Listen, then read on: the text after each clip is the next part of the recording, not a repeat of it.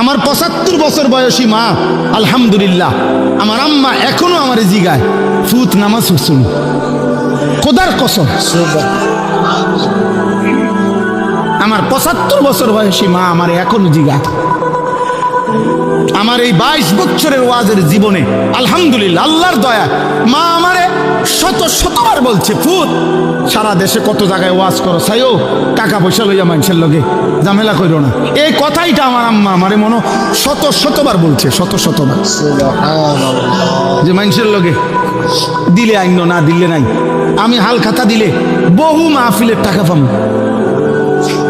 বিশ্বাস করে।